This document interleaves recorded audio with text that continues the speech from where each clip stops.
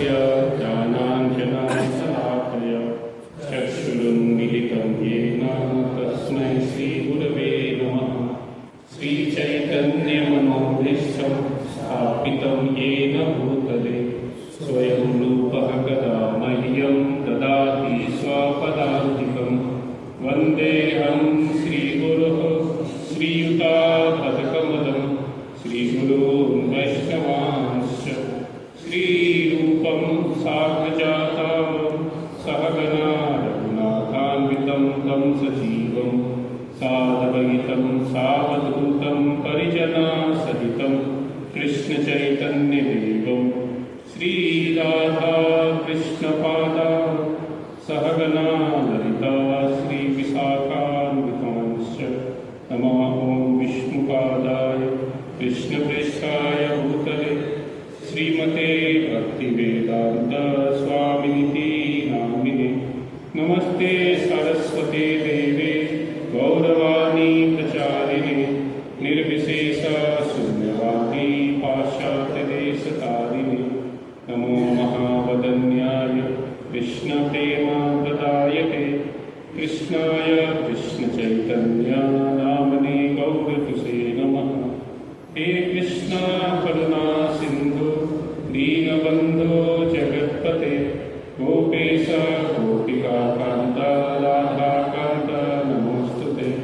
तप्तकाञ्चन गौराङ्गी शिराधे वृन्दावनेश्वरी वृषभानुसुते देवी प्रणमामि हरिप्रिये।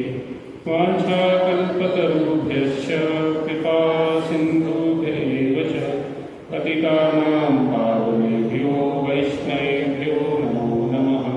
जय श्री कृष्ण चैतन्य प्रभु नित्यानंद श्री अद्वैत गदाधर श्रीवासादि गौरभक्तवृंद। हरे कृष्णा कृष्णा कृष्णा हरे हरे हरे राम राम राम हरे हरे। हरे कृष्ण। तो हम लोग जो है चर्चा कर रहे थे भागवतम के 30वें स्कंद से, है ना, 25वें अध्याय, जो कि कपिल देव की शिक्षा है। तो हमने चालू किया था कि भक्ति करना कैसे बहुत ही स्वाभाविक है और भक्ति करने के लिए एक अच्छे संग की जरूरत और मार्गदर्शन का जरूरत पड़ता है। तो उसका ही महत्व यहाँ पर कपिल मुनि जो है अपनी माता देवहूति को सिखा रहे हैं। हमने ऑलरेडी 5-6 श्लोक कंप्लीट किया था, तो जस्ट 1 या 2 श्लोक और बचा है। तो जस्ट मैं इसको रिवाइज करके फिर आगे जाएंगे। तो हमने इस 20वें श्लोक से प्रारंभ किया था कि कैसे प्रसंगम अजरम पासम आत्मनः कवियो विदुः स एव साधु सुकृतो मोक्ष द्वारम अपागत। अगर हम भौतिक जगत से आसक्ति रखते हैं तो जनरली इस भौतिक जगत से बन जाते हैं, और अगर भगवान के भक्तों या साधुओं से आसक्ति रखते हैं तो मोक्ष का द्वार खुल जाता है। हम किससे आसक्ति रखते हैं वो डिपेंड करता है कि हम कहाँ जाएंगे, और वो भक्त कैसे रखते हैं। तो उसके अगले श्लोक में उसका गुण दिया गया है कि तिक्षवा कारुणिका सूर्यवा सर्वदेहिना अजात शत्रुवा शांता साधवा साधुसना, कि वो सहनशील होते हैं, दूसरों को मदद करना चाहते हैं, है ना, उनका वो अपने आप वो किसी को अपना शत्रु नहीं मानते और शांत स्वभाव के रखते हैं और शास्त्रों का पालन करते हैं। तो उनके संग में क्या करना है, तो भक्ति करना, अनन्य भाव से भक्ति करना। मई अनन्येन भावेन भक्तिं कुर्वन्ति ये देवा मत्कृते त्यक्त कर्माणस त्यक्त स्वजन बांधव की। और उसके लिए जब हम भगवान का भक्ति करते हैं तो वो करते समय कई बार एक व्यक्ति को कुछ चीज़ों को त्यागना भी पड़ता है, अपने कर्म बंधु वगैरह इत्यादि। और उनके साथ भक्ति करते हुए क्या करना है, मेनली मदाश्रय कथा निष्ठा, भगवान का कथा श्रवण और कीर्तन करना है। श्रृण्वन्ति कथयन्ति च। उससे क्या होगा, इस भौतिक जगत के जो 3 ताप है न तपन्ति विविधास्तापा नैतान मतगत चेतसा, उससे एक व्यक्ति बाहर निकल सकता है। तो जनरली हर एक व्यक्ति जो है अलग अलग भौतिक जगत में अलग अलग प्रॉब्लम से परेशान है। उससे बाहर निकलने के लिए भगवान का भक्ति करना है भक्तों के संग में, और उसमें क्या करना है, भगवान का कथा का श्रवण और कीर्तन। अगर ऐसा करते था ये साधवा साध्वी सर्वसंगा विवर्जिता संगस्ते स्वता ते प्राप्त संग दोषा हराएंगे। इस भौतिक जगत के जो संग के कारण दोष होता है, भौतिक जगत में रहने के कारण, है ना, जस्ट रहने से ही लोगों को प्रॉब्लम होता है, इवन फुली डिटैच रहेंगे तो भी, है ना। तो उस दोष से भी एक व्यक्ति बाहर निकल सकता है अगर वो भगवान का भक्ति करता है। इसके बाद एक काफ़ी महत्वपूर्ण श्लोक है क्योंकि हमने 2 क्लास में चर्चा की। सताम प्रसंगान मम वीर संवितो भवन्ति हृत्कर्ण रसायना कथा तज्जोत्स्नादासुअपवर्तवर्तमनि श्रद्धारति भक्ति अनुप्रमिष्यति। यहाँ पर सार के रूप में बताया गया कि क्या करना है। सताम प्रसंगान, है ना, भगवान के भक्तों के संग में रहते हुए मेरे कथा का चर्चा करना है ना। कैसे? हृदय पूर्वक, है ना। तो जब ये चीज़ें हम हृदय से करते हैं, भगवान का कथा का श्रवण कीर्तन, तो क्या होता है, धीरे धीरे एक व्यक्ति के हृदय में श्रद्धा और फिर भगवान के प्रति रति और शुद्ध भक्ति का उदय होता है। तो एक सीक्वेंस में होता है, धीरे धीरे करके होता है। अगर कोई भी व्यक्ति भगवान के भक्तों में के संग में भगवान का कथा सुनता है और भगवान का भक्ति करता है तो ये बहुत जरूरी चीज़ है कि अगर हमको करना भी है भगवान का भक्ति, तो भगवान के भक्तों के संग में रहते हुए करना चाहिए। इसके बाद जो लास्ट टाइम हम 26वां श्लोक देखा था, भक्त्या पुमान जात विरागेन्द्रिया विष्ट सुतात्म चंद्रानुचिंतया चित्तस्य यततो ग्रहणे योग युक्तो यतिष्यते ऋजुभि योग मार्गे। कि भक्तों की संगति में सचेत होकर भक्ति करते हुए भगवान के कार्यकलापों के विषय में निरंतर सोचते रहने से मनुष्य को इस श्लोक में तथा परलोक में इंद्रिय तृप्ति के प्रति अरुचि उत्पन्न हो जाती है। तो इस भौतिक जगत से अरुचि हो जाती है। कृष्ण भावना की अवधि बहुत ही सरल है। तो इसके लिए एक व्यक्ति को अपने मन को फिक्स करके भगवान का भक्ति करना चाहिए। इसके लिए हम लोगों ने भगवद गीता का एक श्लोक भी देखा था, कैसे एक व्यक्ति को मन को स्थिर करना है। ये तो निश्चल रहती ततस्ततो मनश्चंचलमस्थिर ततस्ततो नियमिता आत्मन ये समझेंगे कि जब जब भी मन इधर उधर भागता है ना, तो उसको पकड़ के वापस लाना है भगवान की भक्ति में, क्योंकि मन का स्वभाव है वो चंचल है, तो इधर उधर भागते रहेगा। तो एक व्यक्ति जब चंचल रहता तो एक जगह शांति से नहीं बैठता। वैसे माइंड भी हमारा वैसे ही है, तो डिस्टर्ब करते रहेगा। लेकिन हमको क्या करना है, उसको बार बार भगवान की भक्ति में लगाना है, तब उसका चंचल जो स्वभाव है वो धीरे धीरे कम हो जाएगा। इस प्रकार से जो है यहाँ पर बताया जाता है। तो अभी हम उसका अगला श्लोक देखेंगे, आप लोग उसको रिपीट कर सकते हैं। असेवयायम, पीछे बोल सकते हो एक एक वर्ड में। असेवयायम प्रकृते गुणानां ज्ञानेन वैराग्य विजृंभितेन योगेन मयि अर्पित्या च भक्त्या मां प्रत्य आत्मनं इह वरुन्धे। असेवयायं प्रकृते गुणानां ज्ञानेन वैराग्य विजृंभितेन योगेन मयि अर्पितया च भक्त्या मां प्रत्यक्षात्मनि वरुन्धे।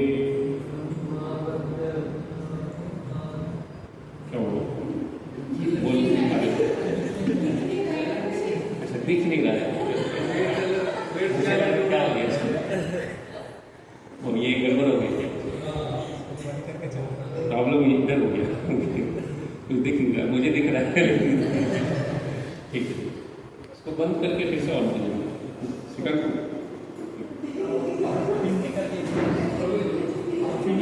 नहीं, वो गर्म हो जाता है तो उसको ही ऑफ करता है।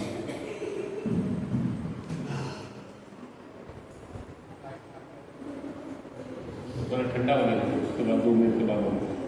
ठीक है, तब तक मैं इस श्लोक का अनुवाद करता हूँ। अगर ये अगली बार ठीक से आएगा तो बोलेंगे, इसके लिए मुझे समझ में है कि लोग तो नहीं बोल पा रहे। मैंने देखा कि इधर क्या होगा करके। ठीक है, इसका शब्दार्थ, इस तरह प्रकृति के गुणों की सेवा में ना लगकर अपितु कृष्ण भक्ति विकसित करके वैराग्य युक्त ज्ञान प्राप्त करके तथा योग के अभ्यास से जिसमें मनुष्य का मन सदैव पूर्ण पुरुषोत्तम भगवान की भक्तिमय सेवा में स्थित रहता है, मनुष्य इसी जीवन में मेरा साहचर्य संगति प्राप्त कर लेता है, क्योंकि मैं परम पुरुष अर्थात परम सत्य हूँ। तो ये जो है, ये जो कपिल मुनि का शिक्षा है जो अभी हम चर्चा कर रहे हैं, तो इसका आखिरी श्लोक है, क्योंकि इसके बाद फिर से देवहूति प्रश्न पूछती, फिर और आगे प्रश्न उत्तर होगा, तो वो हम चर्चा नहीं करेंगे, हम यहीं तक करेंगे। तो यहाँ पर क्या बता रहे, प्रकृति गुणानाम है, तो प्रकृति के जो गुण हैं उसका सेवा में निवृत्त करते हैं, असेवया योग। और क्या करना है फिर, ज्ञान योगेन, ज्ञान और वैराग्य, विजृंभितेन, उसको विकसित करना है, विजंभ मतलब विकसित करना है। तो ऐसा योग का प्रैक्टिस करना है और उसमें क्या करना है, योगेन मयि अर्पित है, उस योग के द्वारा जो है मुझे अर्पित करना है ये सभी चीज़ों को जो भी हम करते हैं, किस प्रकार से, भक्तिया, भक्ति के साथ। तो अगर कोई व्यक्ति ऐसा करता है तो वो जो है फिर भगवान से संगति प्राप्त कर लेता है, वो भगवान के संग में रह सकता है।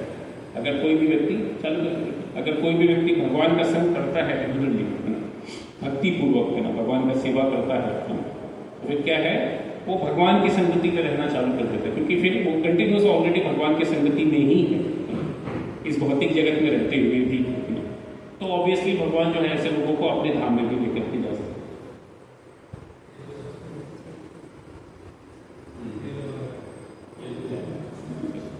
प्रॉब्लम है उसको, चलिए कभी कभी होता है, मॉडर्न टेक्नोलॉजी में काफ़ी प्रॉब्लम होता है, कुछ ना कुछ प्रॉब्लम होते रहता है। जैसे यहाँ पर भी बताया प्रकृति के 3 गुण से बहुत प्रॉब्लम होता है, तो वैसे ही मॉडर्न चीज़ों में भी बहुत सारा प्रॉब्लम होते रहते हैं। ठीक है, तो मैं ऐसे ही पढ़ता हूँ, तात्पर्य अगर आपको रेफर करना है ऐसे मिल जाएगा ना नेट पे, 3.श्रीमद्भागवतम 3.25.27 3:25-27। आप अगर ऑनलाइन भी सर्च करेंगे तो मिल जाता है, इतना मुश्किल चीज़ नहीं है। आजकल ये सभी चीज़ें बहुत आसानी से मिल जाती है। तात्पर्य, जब मनुष्य भक्ति योग की 9 भिन्न भिन्न विधियों में यथा श्रवण, कीर्तन, स्मरण, पूजन, प्रार्थना तथा आत्मनिवेदन इत्यादि में लगा रहता है, तो स्वाभाविक रूप से उसे प्रकृति के तीनों गुणों की सेवा में लगने का अवसर ही नहीं मिल पाता। मनुष्य इनमें से किसी एक में, 2 में, 3 में या सबों में लग सकता है। जब तक मनुष्य आध्यात्मिक सेवा में ठीक से लगा नहीं रहेगा, तब तक भौतिक सेवा के बंधन से निकल पाना संभव नहीं है। अतः जो भक्त नहीं है वे तथाकथित मानवोपयोगी या परोपकार संबंधी कार्यों में यथा अस्पताल या दातव्य संस्थान खोलने में रुचि लेते हैं। निसंदेह ये अच्छे कार्य हैं, क्योंकि ये पुण्य कर्म है और इनका फल इतना ही होता है कि कर्ता को इस जीवन में या अगले जीवन में इंद्रिय तृप्ति का कुछ अवसर मिल सकता है। किंतु भक्ति तो इंद्रिय तृप्ति के घेरे से बाहर रहती है, यह नितांत आध्यात्मिक कर्म है। जब कोई भक्ति योग के आध्यात्मिक कार्यों में लगा रहता है तो स्वाभाविक है कि उसे इंद्रिय तृप्ति करने वाले कार्यों में लगने का अवसर ही नहीं मिलता।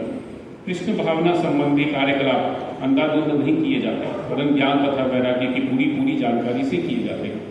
जिस योगाभ्यास में मन भगवान की भक्ति में निरंतर स्थिर रहता है, उससे इसी जीवन में मुक्ति मिल जाती है।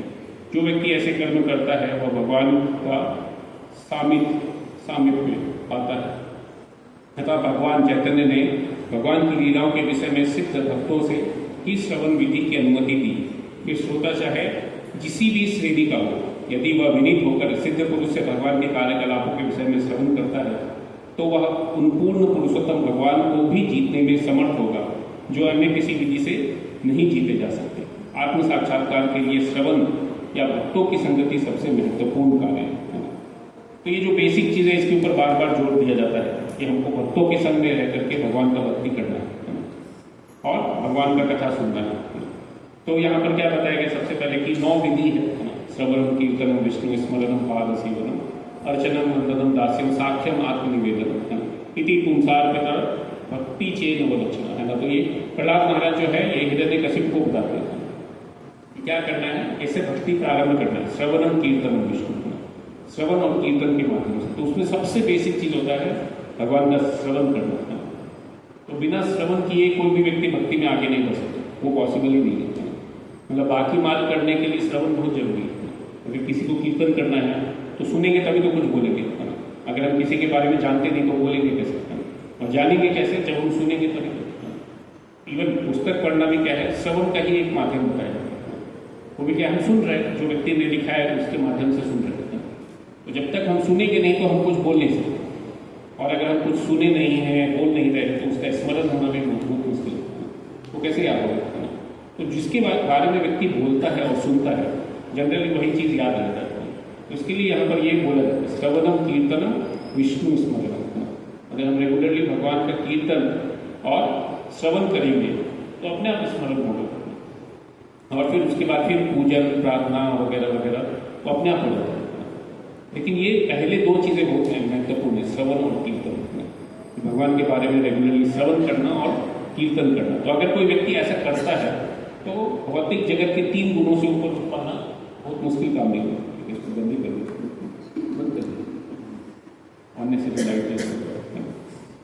तो ये जो श्रवण कीर्तन है ये बहुत ही इंपॉर्टेंट प्रोसेस है भक्ति करने के लिए। तो एक व्यक्ति को कभी भी इसको बंद नहीं कर सकते। इसके लिए भक्ति का तुलना किससे किया जाता है? तो भक्ति लता कहा गया है ना। कहीं पर भी अगर हम देखेंगे तो भक्ति को एक लता से तुलना किया जाता है, पेड़ से नहीं। तो लता और पेड़ में क्या अंतर होता है? बहुत अंतर होता है। एक तो क्या होता है कि लता जो है वो है ना सॉफ्ट रहता है, कभी भी टूट सकता है। पेड़ इतने आसानी से टूटता नहीं, एक बार बड़ा हो जाता है। तो इसके लिए भक्ति का तुलना लता से क्यों किया जाता है? क्योंकि ये कभी भी आप कितना भी बड़ा हो जाएगा लता, अगर वो 100 फीट लंबा भी होगा लता तो भी क्या है वो कमजोर ही रहता है, कभी भी टूट सकता है और कभी भी सूख सकता है। तो इसके लिए लता को हमेशा पानी लगता है। पेड़ को पानी नहीं मिला तो चलता है, वो चलेगा है ना, एटलीस्ट गर्मी का मौसम निकाल लो। कितने सारे पेड़ हैं जिसको पानी नहीं मिलता और वो खड़े रहते हैं, लेकिन जो छोटे छोटे लता होते हैं वो सब सूख जाते हैं। आप यहाँ पर किधर भी पहाड़ी एरिया में देख सकते हैं। तो पेड़ रहते हैं, हालांकि सूख जाएंगे उसके पत्ते भी, लेकिन पेड़ रहते हैं। लेकिन लता वगैरह तो पूरा खाली हो जाता है, दिखता ही नहीं है। तो वैसे ही क्या होता है, वैसे ही अगर कोई व्यक्ति श्रवण कीर्तन नहीं करता है तो भक्ति कभी भी सूख सकता है। जो इसके लिए उसका तुलना वैसा बता देता है। तो ऐसा नहीं है कि कोई व्यक्ति बहुत प्रगत हो गया तो वो नहीं करेगा तो अपने आप आगे बढ़ते रहेगा, ऐसा नहीं है। इवन उस समय भी श्रवण और कीर्तन करते रहना बहुत जरूरी है, क्योंकि श्रवण और कीर्तन का तुलना ये लता में पानी डालने के जैसा है। तो पानी डालेंगे तो वो आगे बढ़ेगा और तब जाकर के उसमें फल आएगा। उसको हमको कहाँ तक लेके जाना है? गोलोक वृंदावन तक लेके जाना है इस लता को, है ना। इतना आसान काम नहीं है ना। तो बहुत एंडेवर का काम है, बहुत टाइम लगता है ऐसी चीज़ों में। तो इसके लिए क्या है, रेगुलरली ये चीज़ें करते रहते हैं। और ऐसा नहीं सोचना चाहिए कि आज के आज रिजल्ट आ जाएगा, टाइम लगता है रिजल्ट आने में। एक व्यक्ति को पेशेंट रहना चाहिए, बहुत ज़्यादा असंयमित होकर के कि हाँ 1-2 दिन में रिजल्ट आ जाएगा, ऐसा नहीं। तो इसके लिए क्या है, ये जनरली भौतिक गुणों के प्रभाव से होता है। तो जब एक व्यक्ति भौतिक गुणों के प्रभाव में रहता है तो चाहे तो वो लेजी हो जाता है, नहीं तो फिर बहुत ज़्यादा फास्ट चाहिए सर। तो ये जो है इसके लिए यहाँ पर बताया गया कि प्रकृति के 3 गुणों को छोड़ना बहुत जरूरी है। प्रकृति के 3 गुण क्या है? कौन से 3 गुण हैं? बोलिए। हाँ, रजोगुण, तमोगुण और सतोगुण, है ना।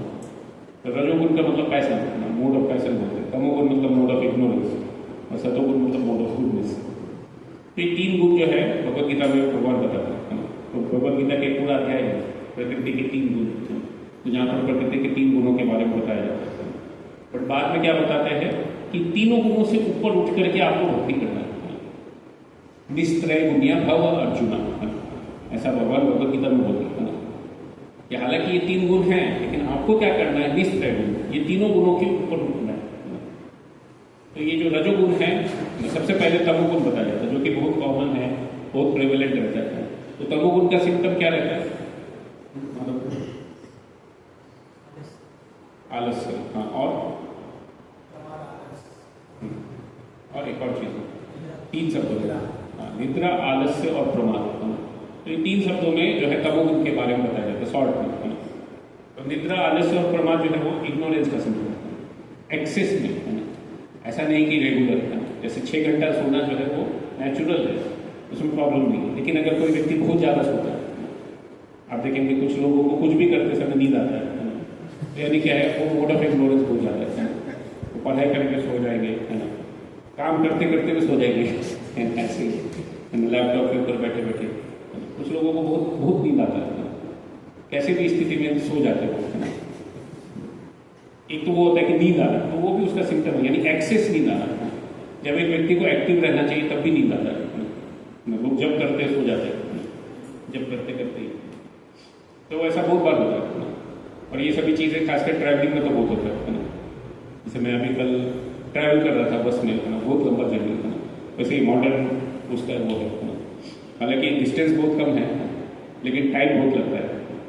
तो हम लोग जब यहाँ गए थे बॉम्बे में, थोड़ा आउटर में गए थे, तो वहाँ से जब वापस आ रहे थे तो ये एक जगह है ना, अपने से कई सारे लोगों को मालूम है, बहुत बंदर करके बोलते हैं ना, थाने के आगे आते हैं।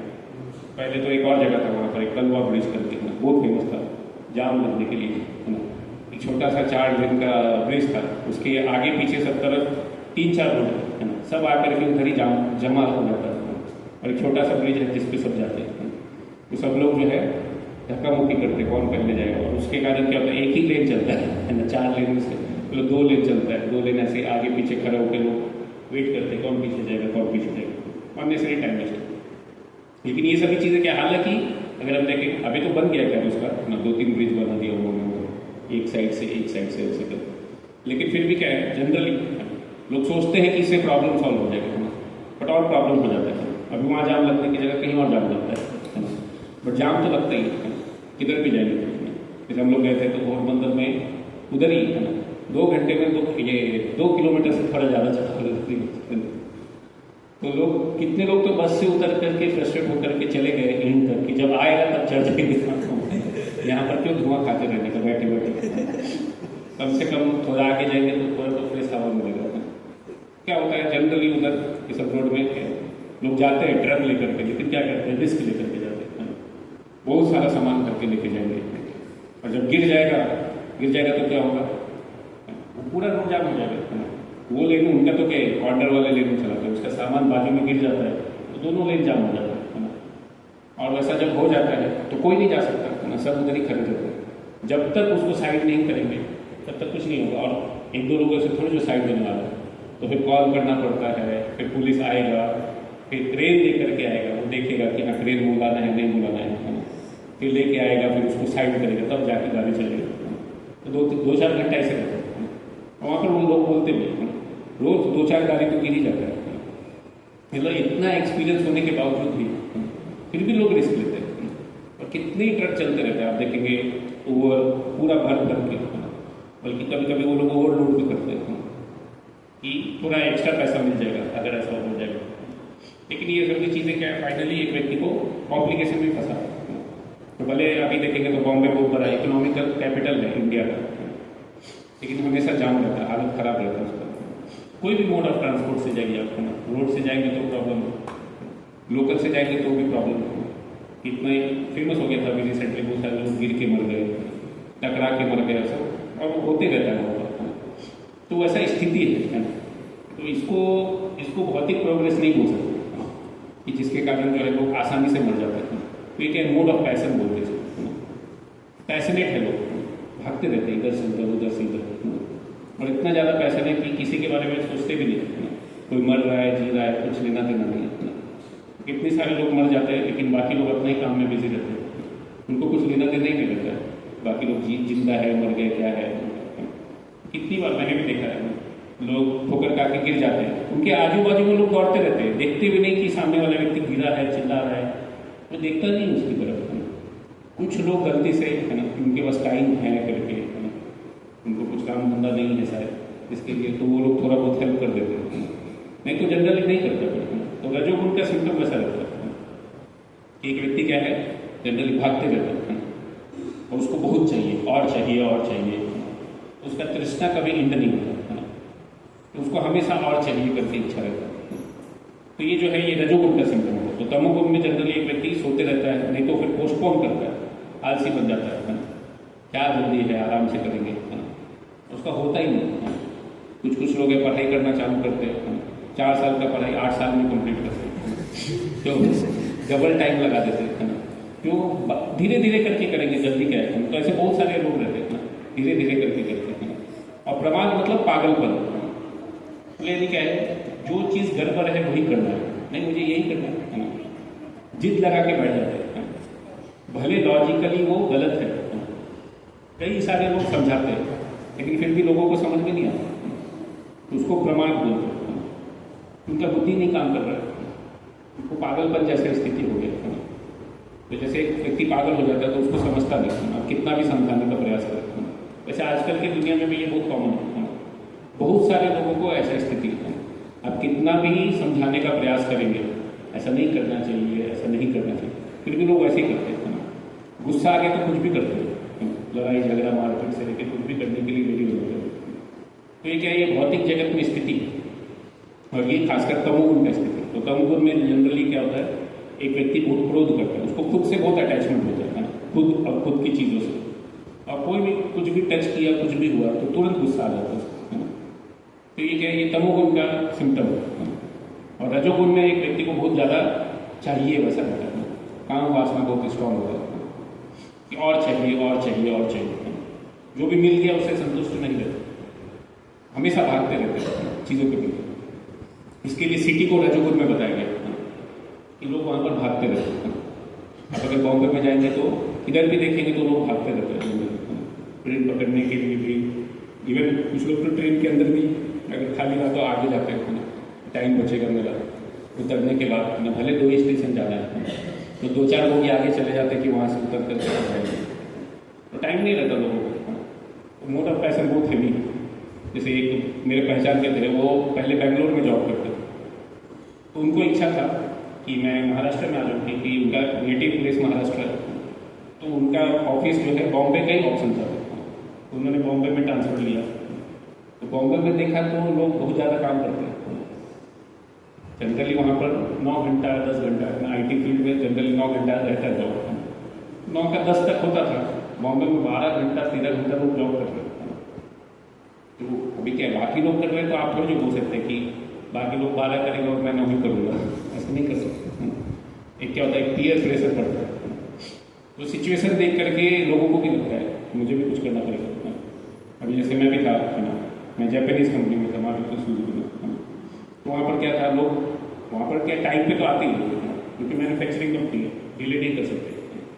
तो वहाँ पर पंच लगाना रहता है, बहुत पहले से था, अंगूठा कार्ड सब दिखाना पड़ता है, तब जाकर के पंच होता है। और टाइम से पहले, टाइम के 1 सेकंड बाद होगा तो हाफ डे का अटेंडेंस कार्ड देते हो, उसमें किसी को कुछ पूछने का जरूरत नहीं आपको।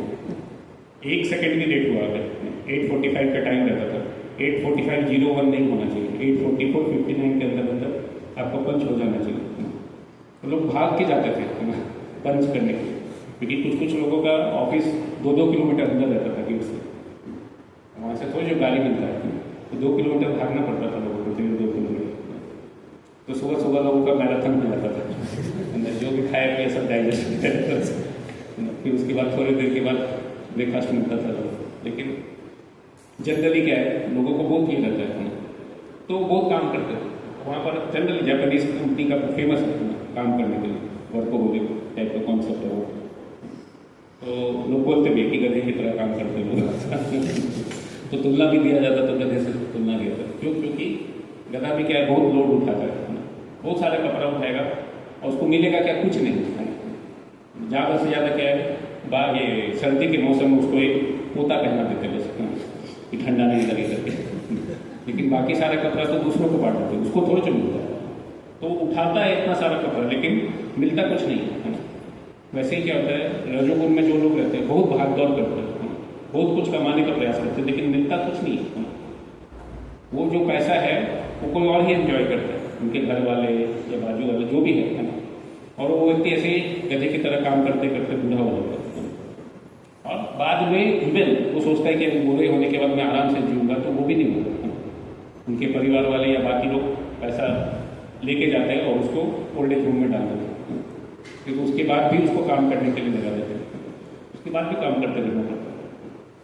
और कुछ कुछ लोगों को तो इतना रहता भी है, रिटायरमेंट होने के बाद भी काम करने का इंटरेस्ट रहता है, इतना पैसन है, इतना आदत हो गया कि घर में शांति से बैठ नहीं सकते।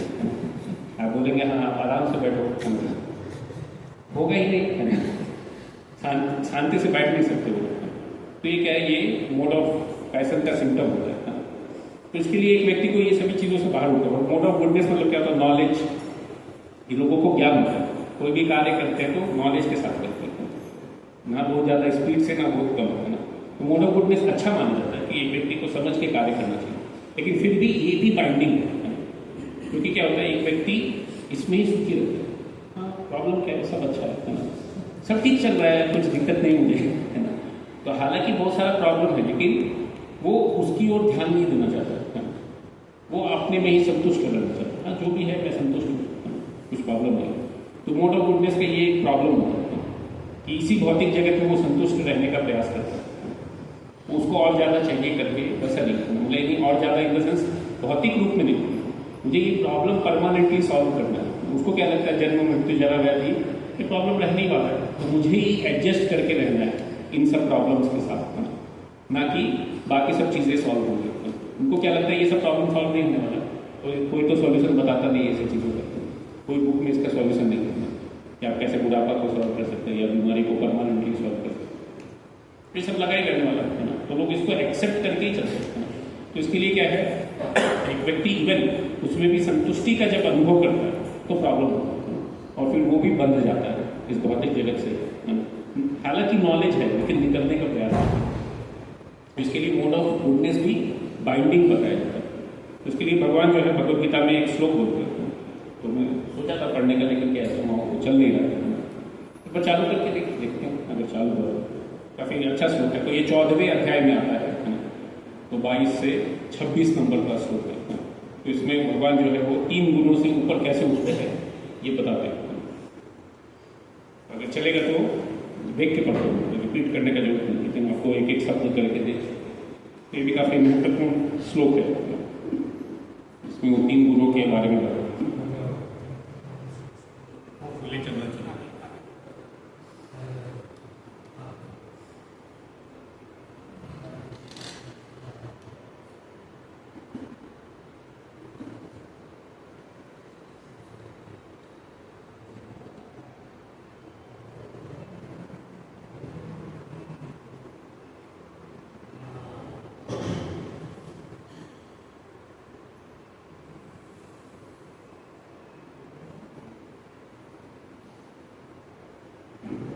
तो ये जस्ट मैं पिछले गुणों के बारे में बता रहा हूँ कि अर्जुन पूछ रहे हैं कि इन 3 गुणों से परे है ना, वह किन लक्षणों के द्वारा जाना जाता है।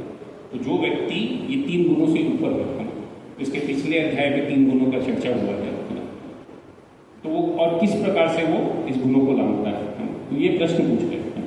तो यहाँ पर जो है उसके उत्तर में भगवान बता रहे हैं। श्री भगवान वाच प्रकाशम च प्रवृत्तिम च मोहमेव च पांडव न दृष्टि संप्रवृत्तानि न निवृत्तानि कांक्षति उदासीन व उदासीनो पुनर्यो न विचारेयेत् पुनः वर्तन्त इति एवं यो अवतिष्ठति निंदते सम दुःख सुख स्वस्थ समलोष्ट कांचन तुल्य अप्रिय प्रियो धीरा तुल्य निंदादि संस्तुति मान अपमान योस्तु तुल्य तुल्यो मित्र निरपेक्षयो सर्वारंभ परित्यागी गुणातीता समुच्यते। ये इसको गुणातीत बताया जाता है। भगवान ने कहा जो प्रकाश आसक्ति तथा मोह के उपस्थित होने पर ना तो उससे घृणा करता है और ना लुप्त हो जाने पर उनकी इच्छा करता है, जो भौतिक गुणों की इन समस्त प्रतिक्रियाओं से निश्चल तथा अविचलित रहता है और यह जानकर कि केवल गुण ही क्रियाशील हैं, उदासीन तथा दिव्य बना रहता है, जो अपने आप में स्थित है और सुख तथा दुख को एक समान मानता है, जो मिट्टी के ढेले पत्थर एवं स्वर्ण के टुकड़ों को समान दृष्टि से देखता है, जो अनुकूल तथा प्रतिकूल के प्रति समान बना रहता है, जो धीर है और प्रशंसा तथा बुराई मान तथा अपमान में समान भाव से रहता है, जो शत्रु तथा मित्र के साथ समान व्यवहार करता है और जिसने सारे भौतिक कार्यों का परित्याग कर दिया है, ऐसे व्यक्ति को प्रकृति के गुणों से अतीत कहते हैं। तो सभी क्या है, प्रकृति के गुणों के परे कैसे जाया जा सकता है, तो उसका गुण बताया गया क्या है, प्रकाश आसक्ति मोह है ना, ये सभी चीजों से ना अटैचमेंट है ना घृणा है ना। ऐसा नहीं कि चाहिए है ना, बहुत आसक्ति है या किसी से हम मोहित हो जाए है ना, किसी के पीछे पागल हो जाना या किसी के प्रति बहुत आसक्त होना कि ये चाहिए ही कैसे ना कैसे करके। और ये चीज़ वो समझ पाता है कि भौतिक जगत में जो भी चीज़ है ये 3 गुणों के कारण कार्य करता है। तो हम भी 3 गुणों के अधीन आकर के अलग अलग आसक्ति हो जाता है या किसी चीज़ के बारे में हम सोचते नहीं है ना। ये सभी चीज़ें जो है वो 3 गुणों के कारण होता है ना। सुख और दुख से आसक्ति होना, ये दुख क्यों आ रहा है मुझे, या हम सुखी रहना चाहते हैं। लेकिन दोनों को जब कोई व्यक्ति एक समान देखता है, सुख और दुख में ज़्यादा उसको फर्क नहीं पड़ता, या फिर मिट्टी के ढेले को और सोने को एक जैसा देखता है, इतना आसान नहीं है। ऐसा एक जैसा देख पाना। तो ये सभी चीज़ों में क्या होता है, अगर कोई व्यक्ति किसी का अपमान किया गया है या उसको प्रशंसा किया गया, किसी को सम्मान दिया गया या उसका अपमान किया गया, उसको ज़्यादा कुछ फर्क नहीं पड़ता, ये मेरा मित्र है, शत्रु है, वो ऐसा करके देखता ही नहीं। तो यानी क्या है, वैसा व्यक्ति जो है वो 3 गुणों से परे जा चुका है। तात्पर्य, अर्जुन ने भगवान कृष्ण से 3 प्रश्न पूछे और उन्होंने क्रमशः एक एक का उत्तर दिया।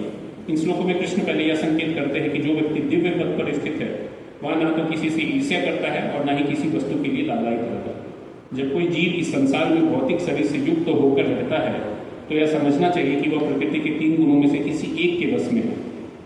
जब वह इस शरीर से बाहर हो जाता है तो वह प्रकृति के गुणों से छूट जाता है, लेकिन जब तक वह शरीर से बाहर नहीं आ जाता तब तक उसे उदासीन रहना चाहिए, उसे भगवान की भक्ति में लग जाना चाहिए, जिससे भौतिक देह से उसका ममत्व स्वतः विस्मृत हो जाए। जब मनुष्य भौतिक शरीर के प्रति सचेत रहता है तो वह केवल इंद्रिय तृप्ति के लिए कर्म करता है, लेकिन जब वह अपनी चेतना कृष्ण में स्थानांतरित कर देता है तो इंद्रिय तृप्ति स्वतः रुक जाती है। मनुष्य को इस भौतिक शरीर की आवश्यकता नहीं रह जाती और ना उसे इस भौतिक शरीर के आदेशों का पालन करने की आवश्यकता रह जाती है। शरीर के भौतिक गुण कार्य करेंगे लेकिन आत्मा ऐसे कार्यों से पृथक रहेगा और इस तरह पृथक होता है, वह न तो शरीर का भोग करना चाहता है न उसे बाहर जाना चाहता है। इस प्रकार दिव्य पद पर स्थित भक्त स्वयं मुक्त हो जाता है, उसे प्रकृति के गुणों के प्रभाव से मुक्त होने के लिए किसी प्रयास की कोई आवश्यकता नहीं रह जाती। अगला प्रश्न दिव्य पद पर आसीन व्यक्ति के व्यवहार के संबंध में है। भौतिक पद पर स्थित व्यक्ति शरीर को मिलने वाले तथाकथित मान तथा अपमान से प्रभावित होता है, लेकिन दिव्य पद पर आसीन व्यक्ति कभी ऐसे मिथ्या मान तथा अपमान से प्रभावित नहीं होता। वह कृष्ण भावनामृत में रहकर अपना कर्तव्य निभाता है और इसकी चिंता नहीं करता है कि कोई व्यक्ति उसका सम्मान करता है या अपमान। वह उन बातों को स्वीकार कर लेता है जो कृष्ण भावनामृत में उसके कर्तव्य के अनुकूल हो, अन्यथा उसे किसी भौतिक वस्तु की आवश्यकता नहीं रहती, चाहे वह पत्थर हो या सोना। वह प्रत्येक व्यक्ति को जो कृष्ण भावनामृत संपादन में उसकी सहायता करता है अपना मित्र मानता है और वह अपने तथाकथित शत्रु से भी घृणा नहीं करता। वह समभाव वाला होता है और सारी वस्तुओं को समान धरातल पर देखता है, क्योंकि वह इसे भली भांति जानता है कि उसे इस संसार में कुछ भी लेना देना नहीं है। उसे सामाजिक तथा राजनीतिक विषय क्षणिक भी प्रभावित नहीं कर पाते, क्योंकि वह क्षणिक उथल पुथल तथा उत्पातों की स्थिति से अवगत रहता है। वह अपने लिए कोई कर्म नहीं करता, कृष्ण के लिए वह कुछ भी कर सकता है, लेकिन अपने लिए वह किसी प्रकार का प्रयास नहीं करता। ऐसे आचरण से मनुष्य वास्तव में दिव्य पद पर स्थित हो सकता है। यहाँ पर क्या है, 3 गुणों के ऊपर कैसे जाया जा सकता है ये बताया जाए। लेकिन क्या शरीर से आसक्ति नहीं होना चाहिए। जनरली एक व्यक्ति क्या है, शरीर से आसक्ति होने के कारण भागते रहता है, बहुत कुछ काम करता है, पैसा कमाना है ना, घर करना है ना, बहुत सारी चीज़ें क्यों करता है, क्योंकि शरीर से आसक्ति है ना। अपने शरीर से नहीं तो बाजू वालों के शरीर से, मतलब जो अपने परिवार में शारीरिक संबंधों से।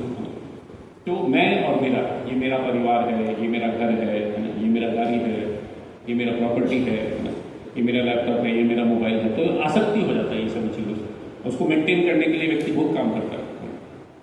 अगर कुछ भी आसक्ति नहीं रहती क्यों भागे हो, कुछ करने की जरूरत ही नहीं पड़ता। बट इसका मतलब ये नहीं कि वो एक्टिव नहीं रहता, इसका मतलब है कि उसको जो जरूरी है उतना ही कार्य करता है, जो कि भक्ति में करने के लिए जरूरी है, यानी जिसके द्वारा वो इस भौतिक जगत से मुक्त हो जाए। तो एक भक्त भी कार्य करता है और एक अभक्त भी कार्य करता है, लेकिन दोनों में अंतर क्या है, उसका चेतना का अंतर है।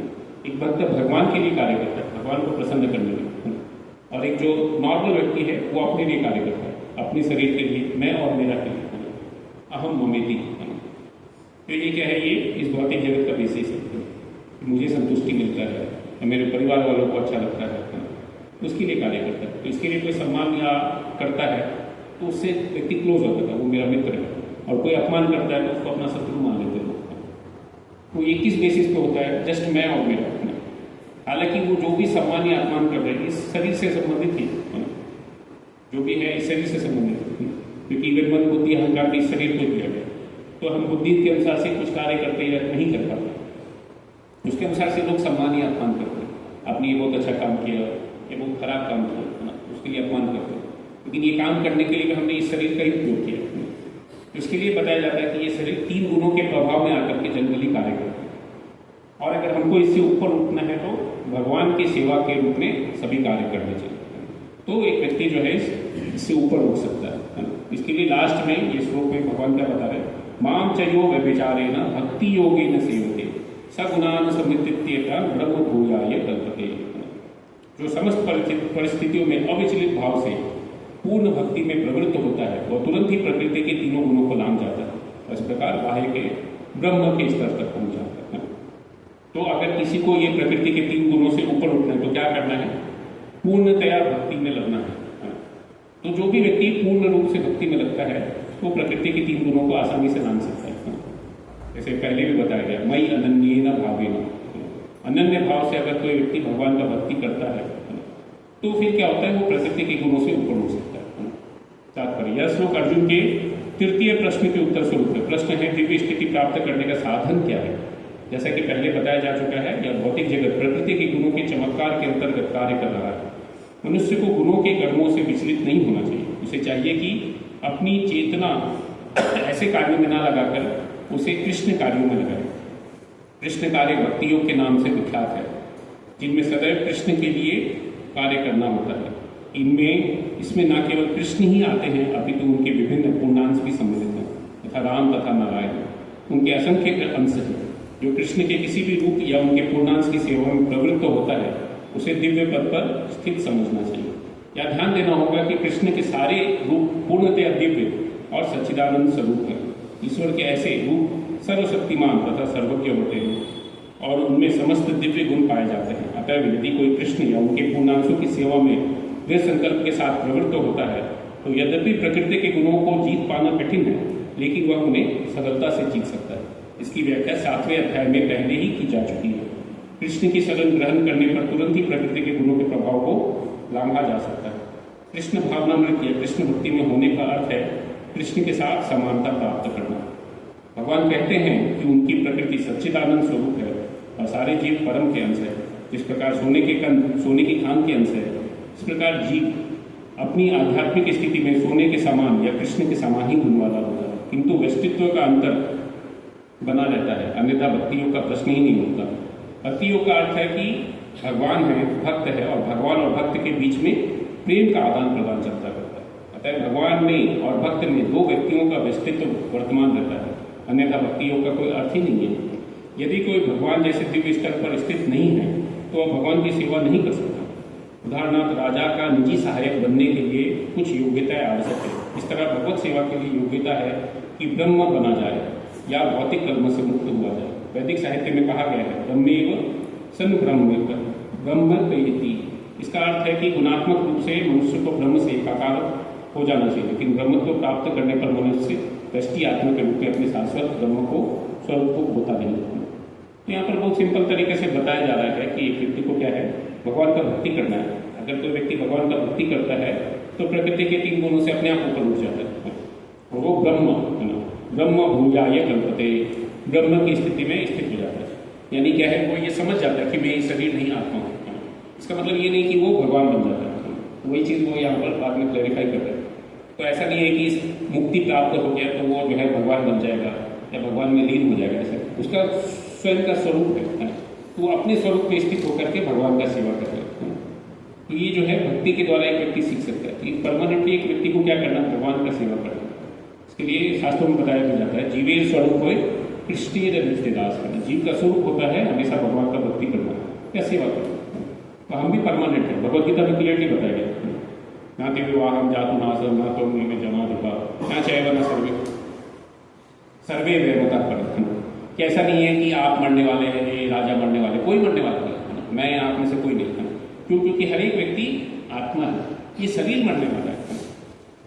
तो ये बहुत क्लियरली भगवान भगवदगीता में दूसरे अध्याय में बता रहे ना जाए तिम्रिय देवा का काचिन नायम भूतवा भवितवान अजो नित्य शाश्वतो यम पुराण ना हन्यते हन्यमाने शरीर। तो हन्यमान क्या है? शरीर है, आत्मा हन्यमान नहीं, वो मरने वाला नहीं। तो ये चीज़ बहुत सारी जगह पर भगवदगीता में भगवान बता रहे हैं। तो जब ये व्यक्ति ये जानता है कि हम ये शरीर है ही नहीं और ये रियलाइज कर लेता है कि हम भगवान के अंश हैं और हमारा स्वरूप है भगवान का सेवा करना, तो फिर क्या होता है, वो ब्रह्म स्तर पर स्थित हो जाता है। जैसे बताया गया अतः तो ब्रह्म जिज्ञासा है ना, ये वेदांत सूत्र का पहला है कि हमको मनुष्य शरीर मिला है तो हमको ब्रह्म के बारे में जिज्ञासा करनी चाहिए। यानी ये जानना चाहिए कि हम शरीर नहीं, हम ब्रह्म है, हम आत्मा है। तो ये जानने के लिए सीखने का प्रयास करना चाहिए। और जो व्यक्ति ऐसा प्रयास कर रहा है वो वास्तविक में भगवान की भक्ति में लगा हुआ है। तो इसके लिए जो है एक व्यक्ति को 3 गुणों के ऊपर उठना बहुत जरूरी है। तो जब हम प्रकृति के 3 गुणों के ऊपर उठ जाते हैं तो भगवान का भक्ति कर पाना बहुत सरल हो जाता है, बहुत आसान हो जाता है, नहीं तो बहुत मुश्किल है। जनरली एक व्यक्ति ऐसा लगता है कि मुझे जबरदस्ती कराया जा रहा है, तो ऐसा उसको फील होता है। जैसे अर्जुन भी बोलते हैं, ऐसा लग रहा है कि मुझे जबरदस्ती लगाया जा रहा है, हालांकि मेरा इच्छा नहीं है लेकिन फिर भी करना पड़ता है। क्यों ऐसा हो रहा है? क्योंकि वो जो है प्रकृति के 3 गुण हमसे कार्य कराते रहते हैं। इसके लिए क्या है, एक व्यक्ति को ये जानना चाहिए कि हमको इस प्रकृति के 3 गुणों से अपने आप को आइडेंटिफाई नहीं करना है। हमको आइडेंटिफाई करना है अपने रियल आइडेंटिटी कि हम भगवान के अंश हैं, हम भी ब्रह्म हैं, भगवान पर ब्रह्म है या परमात्मा है और हम आत्मा है ना, हम एक अणु, हालांकि उनके जितने महान नहीं है लेकिन कुछ तो है। तो हमको क्या है, हमारा वास्तविक स्वरूप है भगवान का सेवा करना। और अगर हम इस स्थिति में स्थित हो जाते हैं तो वो आसानी से हम भगवान का भक्ति करते हुए ज्ञान और वैराग्य प्राप्त करके योग में लग सकते हैं। जैसे पहले इस करके दूसरे अध्याय में बोलते वासुदेवे भगवती भक्ति योगा प्रयोजित जनयति आसु वैराग्यम ज्ञानम चंचल अहेतु। जैसे ही एक व्यक्ति भगवान का भक्ति करता है वासुदेवे भगवती, तो क्या होता है, जनयति वो पैदा करता है। क्या पैदा करता है? आसु मतलब बहुत जल्दी, है ना, वैराग्यम है ना, वैराग्य को पैदा करता है और ज्ञान को भी पैदा करता है। तो अगर कोई व्यक्ति भगवान का भक्ति करता है तो उसको वास्तविक ज्ञान अपने आप समझ में आ जाता है और उस भौतिक जगत से अपने आप उसको वैराग्य हो जाता है। भौतिक जगत की चीज़ों से उसको कुछ आसक्ति रहता है। तो इस प्रकार से अगर कोई व्यक्ति भक्ति करता है तो फिर उस भौतिक जगत से आसक्ति अपने आप छूट जाता है। जैसे शास्त्र में तुलना दिया जाता है, जैसे छोटा बच्चा होता है तो पहले वो अभी उसमें तुलना ऐसा दिया गया कि मिट्टी के खिलौनों से खेलता है, या अभी के समय में कोई भी टॉय से खेलता है ना, ऐसे बच्चे लोग खेलते रहते हैं ना, गाड़ी लेकर के या कुछ भी लेकर के भागते रहते हैं इधर से उधर से। लेकिन जब वो बड़े हो जाते हैं तो भी वो खिलौने लेके भागते नहीं है ना। और अगर ऐसा सही में है तो क्या बोलेंगे उसको जनरली कि वो मेंटली स्टेबल नहीं है ना, वो मेंटली रिटार्डेड हो गया, मतलब वो नेचुरल स्थिति नहीं है। वैसे ही अगर कोई व्यक्ति ये समझ गया है कि हम शरीर नहीं, हम आत्मा है, तो वो अपने आप ही ये सभी चीज़ें भौतिक जगत की चीज़ें छोड़ देता है। और अगर अभी भी कर रहा है इसका मतलब क्या है, अभी भी उसको समझ में नहीं आया कि हम शरीर नहीं, हम आत्मा है। अभी भी उसका आसक्ति बना हुआ है, भले बोलने के लिए बोल रहा है कि हम शरीर नहीं, हम आत्मा है, लेकिन प्रैक्टिकली रियलाइज नहीं होता, मतलब वो उस लेवल पे कार्य नहीं करता। तो ऐसे बहुत सारे लोग रहते हैं जिसको समझ या ये नॉलेज है, भगवद गीता बहुत सारे लोग पढ़ लिए, उनको मालूम है कि हम शरीर नहीं, हम आत्मा है, लेकिन उस लेवल पे कार्य नहीं कर पाते। इवन बहुत सारे भक्त लोग भी है ना, जब वो जुड़ जाते हैं इस्कॉन से भी, तो भी शारीरिक स्तर पर ही कार्य करते रहते हैं, क्योंकि शरीर से आसक्ति बहुत स्ट्रॉन्ग है, इतनी आसानी से छूटता नहीं है। इसके लिए जब तक एक व्यक्ति रेगुलरली भगवान का भक्ति नहीं करता तो बहुत मुश्किल है। नहीं तो ये नॉलेज क्या होता है, थ्योरेटिकल हो जाता है, उसको प्रैक्टिकल लेवल पे लाने के लिए अप्लाई करना पड़ता है। उस नॉलेज को प्रैक्टिकली अप्लाई करके समझना पड़ता है और फिर वो इस भौतिक जगत को अपने आप ही भगवान के अंश के रूप में देखते, मतलब भगवान का ही एनर्जी है, उनका सब है, हमको कुछ लेना देना नहीं है, जो मिला उसमें संतुष्ट रहता है। और वो सोने और पत्थर में ज़्यादा अंतर नहीं करता। जैसे ईसोपनिषद में श्लोक आता है, ईशावास्यम इदं सर्वम यत् किंचित जगत्याम जगत तेन तेन भुंजिता मार्ग विदा कस्य स्थित। ये पूरा भौतिक जगत क्या है, ईशावास्य, इसमें भगवान का आवास है, सब जगह भगवान है। और जब ये सब जगह एक व्यक्ति देख सकता है, यत् किंचित जगत्याम जगत तेन भुंजिता, तो फिर वो उससे भौतिक आसक्ति नहीं करता कि मेरा है, क्योंकि वो क्या देख पा रहा है, ये सब भगवान का है, मेरा क्या है, कुछ भी नहीं है। इवन ये शरीर भी मेरा नहीं है, जो हमको मिला है ये भी भगवान नहीं दिया, और कितने दिन तक रहेगा कोई गारंटी नहीं है। जब भगवान का इच्छा होगा तो हमसे छीन सकते हैं। जब एक व्यक्ति का समय आएगा तो उसको ये शरीर भी छोड़ना पड़ता है, बाकी चीज़ें तो क्या है, वो जब भी भगवान की इच्छा होगा छीन लेंगे, वो बहुत बड़ा चीज़ नहीं है। कभी भी कुछ भी हो सकता है इस भौतिक जगत में, कोई भी व्यक्ति कोई भी चीज़ मिल सकता है, कोई भी चीज़ गायब भी हो सकता है, सडनली हो जाता है या स्लोली भी हो सकता है। लेकिन अगर कोई व्यक्ति इस चीज़ को देख पाता है कि सब कुछ भगवान का है, तो फिर वो डिस्टर्ब नहीं होता भौतिक जगत में जो भी चीज़ें हो रहा है उससे। उस प्रकार से हर एक व्यक्ति को भगवान का भक्ति करने का प्रयास करना चाहिए। और क्या है, ये चीज़ जानना चाहिए कि भक्ति थ्योरेटिकल नहीं है, प्रैक्टिकली अप्लाई करने का चीज़। तो अगर हम उसको प्रैक्टिकली अप्लाई करेंगे तो हम उसको समझ पाएंगे, नहीं तो वो थियोरेटिकल लेवल पे ही रह जाएगा, सिर्फ अंडरस्टैंडिंग के रूप में। और अच्छे अच्छे लोग भी इवन नॉलेज प्राप्त करने के बाद भी जब तक भक्ति में नहीं लगे तब तक वो स्थित नहीं होगा। जैसे उदाहरण आता है 4 कुमार या सुखदेव गोस्वामी का। तो सुखदेव गोस्वामी जो है जन्म से ऐसा बताया जाता था कि वो आत्माराम था, आत्मा रामाश्च मुनि निर्ग्रंथा कुर्वन्ति अहेतु किम भक्ति इत्थम भूत तुम। ये भागवतम में श्लोक आता है कि हालांकि वो आत्माराम थे, जन्म लेते ही वो चले जाते हैं। एक तो 2 साल तक जन्म नहीं लेते, वो माँ के गर्भ में रहते हैं। कि जब उनको भगवान आश्वासन देते हैं कि आप माया के प्रभाव में नहीं जाएंगे, तो फिर वो जन्म लेते हैं डायरेक्ट बड़े बच्चे के रूप में, 11-12 साल ऐसा कुछ तो बताया, 13 साल। और फिर वो जन्म लेते ही जंगल की ओर चले जाते हैं, तुरंत जंगल की ओर चले जाते हैं कि मुझे भौतिक आसक्ति नहीं चाहिए, कि मेरे माता जी है, ये मेरे पिताजी है, ये मेरे ताऊ जी है, ये मेरे मामा जी है ना। ऐसे बहुत सारे रिलेशनशिप से एक व्यक्ति आसक्त हो जाता है और लोग उसको पकड़ के बैठ जाते हैं। तो हालांकि एक बच्चा जन्म लेता है रोते हुए, परेशान होकर के काफ़ी इस भौतिक जगत में, लेकिन सब लोग जो है उसको सोलेज दे दे करके उसको शांत कर देते हैं और उसका प्रॉब्लम सॉल्व करने का टेंडेंसी भी छुड़ा देते हैं। इधर ही शांति से रहो, कुछ प्रॉब्लम नहीं है, आसक्त होकर के नहीं, तो वो वैसे ही अटक जाता है। तो वैसा, लेकिन सुखदेव गोस्वामी का ऐसा इच्छा नहीं था, तो वो तुरंत जाते हैं। लेकिन जब वो जाते हैं तो अभी व्यासदेव का भी क्या इच्छा था, वैसा नहीं था कि उनको ये क्या बोलते हैं पारिवारिक संबंधों में, लेकिन वो भी उनके पास भी ज्ञान था भगवान के भक्ति के बारे में, तो वो उनको देना चाहते हैं। उसके लिए क्या करते हैं, वो अपने कुछ भक्तों को भेजते हैं और फिर वहाँ जा करके वो भागवतम का श्लोक बोलते हैं। जब वो भागवतम का श्लोक सुनते हैं तो एक तो भगवान का रूप का व्याख्या करते हैं और दूसरे में भगवान का गुण का व्याख्या करते हैं। तो जब वो सुनते हैं भगवान के रूप के बारे में, कितना सुंदर रूप है उनका, कंदर कपोटी कमनीय विशेष है, या फिर उनके गुण के बारे में बताते हैं, अहो बकीयम स्कंद काल कि हालांकि जो ये थी पूतना भगवान को मारने के लिए भी आई थी, लेकिन फिर भी भगवान ने उनको अपनी धात्री यानी माता के समान पोजीशन देकर के भगवत धाम दे दिया। तो इससे बड़ा दयालु, कम बड़ा दयालु शरणम भुजिमा, इससे बड़ा दयालु कौन व्यक्ति हो सकता है कि जो उसको मारने के लिए आया उसको ही अपने घर में बैठा के रखे, उसको ही मुक्ति प्रदान करते हैं और अपनी माँ की समान रिस्क करते हैं। जनरली कोई व्यक्ति ऐसा नहीं कर सकता। तो इसके लिए भगवान जो है काफ़ी दयालु है। ऐसे व्यक्ति के शरण में मैं जाना चाहता हूँ। जब ये सुना तब वो वापस आते हैं और फिर वो भागवत का कथा सुनते हैं और फिर बाद में परीक्षित महाराज को भी सुनाते हैं। तो एक बार जब वो भगवान की भक्ति में जुड़ गए तो फिर वो आत्म ज्ञान के बारे में बहुत ज़्यादा सोचते नहीं। जैसे 4 कुमारों के बारे में बताया जाता है कि 4 कुमारों को जन्म से ही ज्ञान था, चारों वेदों का ज्ञान था। इसके लिए वो अनासक्त थे। जब ब्रह्मा जी बोलते आप विवाह करके परिवार उत्पन्न कीजिए, वो मना कर देते नहीं, मुझे सिर्फ क्या मतलब यानी ध्यान करना है ना, हम कुछ ये सभी चीज़ों में नहीं लगेंगे, है ना, भौतिक आसक्ति नहीं चाहिए हमको। तो पूरे रूप से अनासक्त थे।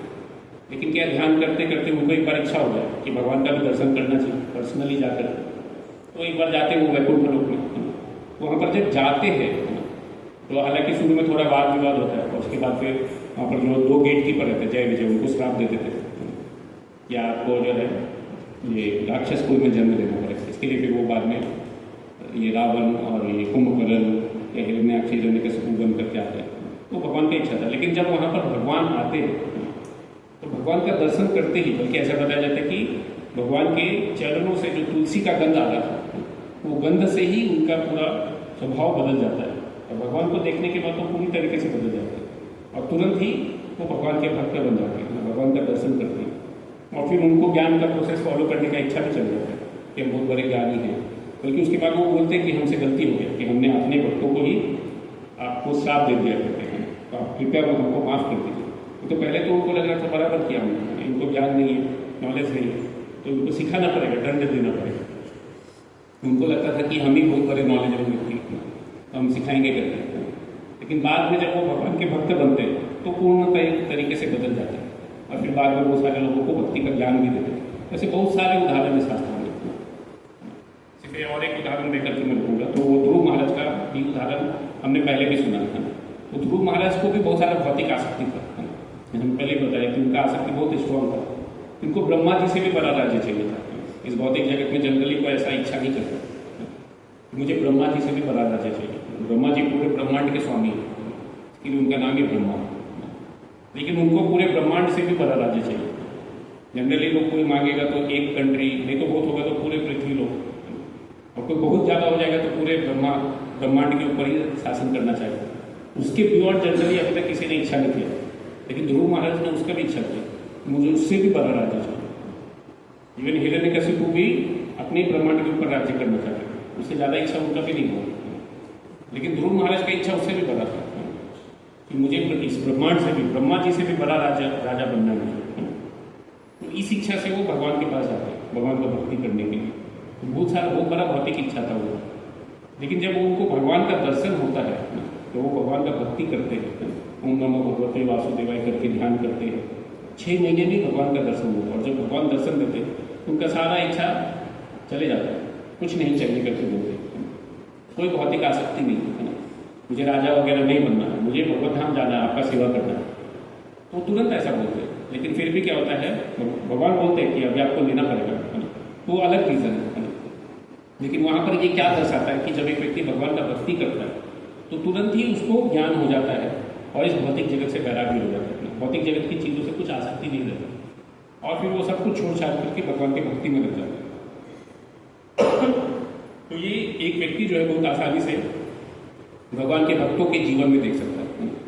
तो पहले तो वो रजोगुण से प्रभावित थे ध्रुव महाराज, और इसके कारण जो है अपने पिताजी से भी बड़ा राज्य, उनके दादाजी से भी बड़ा राज्य प्राप्त करना चाहते थे, दिखाना चाहते थे मैं भी कोई कम नहीं हूँ। लेकिन क्या है, अभी वो सारा इच्छा चला गया। तो क्या है, प्रकृति के गुण के प्रभाव में, रजोगुण के प्रभाव में आकर के कार्य नहीं करना चाहते। इसके लिए वो क्या है, सिर्फ भगवान की भक्ति करना चाहते हैं, और इस प्रकार से जो है उन्होंने भगवान का सेवा करने का इच्छा किया या भगवान का भक्ति करने का इच्छा किया बाद में, ना कि उनको और कुछ चाहिए। तो हम क्लियरली देख सकते हैं कि जब एक व्यक्ति भगवान का भक्ति करता है तो वो अपने आप ही, चाहे नॉलेज हो या नहीं हो, अपने आप ही 3 गुणों से ऊपर हो जाता है। लेकिन क्या है, अनन्य भक्ति या शुद्ध भक्ति करना पड़ेगी। वो व्यक्ति मिश्र भक्ति करेगा, थोड़ा भक्ति, थोड़ा कर्मयोग, थोड़ा ये वो सब मिक्स करके करेंगे तो ज़्यादा फायदा नहीं है। आजकल के समय में यही प्रॉब्लम है कि लोग क्या है, फोकस करके एक भी चीज़ ठीक से नहीं करते, सब मिक्स करके करते हैं और कुछ रिजल्ट नहीं आता, कुछ भी बेनिफिट नहीं दिखता लोगों को। क्यों? क्योंकि कंफ्यूज है वो, है ना। उनको क्या लगता है, थोड़ा ये ट्राई करके देखते हैं, फिर बाद में नहीं कुछ आ नहीं रहा, तो पेशेंट नहीं रहते लोग, और तुरंत ही कुछ और ट्राई करना चाहते, कुछ और ट्राई करना चाहते। उनका मन जो है चंचल है, अभी भी मन के ऊपर कंट्रोल ही नहीं कि फिक्स करके भगवान का सेवा करना है, ऐसा हो नहीं पाता कई बार। उसके कारण जो है वो इधर उधर भागते रहते हैं। एक व्यक्ति को भगवान के ऊपर अपने मन को स्थिर करके भगवान का भक्ति करना चाहिए, और अगर हम ऐसा करेंगे तो फिर बहुत आसानी से जो है इस भगवत धाम के परे जा सकते हैं, मतलब इस भौतिक जगत के परे जा करके भगवत धाम जा सकते हैं, भगवान के धाम में जा करके प्रसन्न अवस्था में रह सकते हैं, आत्मा के स्वरूप में। तो ये जो है वास्तविक में भक्ति का उद्देश्य है, जो कि यहाँ पर बताया जाता है। तो थोड़ा सा और है उसके ऊपर डिस्कशन, जो कि हम अगली बार डिस्कस करके इस श्लोक को इन करेंगे। फिर अगला दूसरा पार्ट से हम थोड़ा चर्चा करने भगवान की भक्ति पर। किसी का कोई प्रश्न है इसके बारे में जो हम लोगों ने चर्चा की इस विषय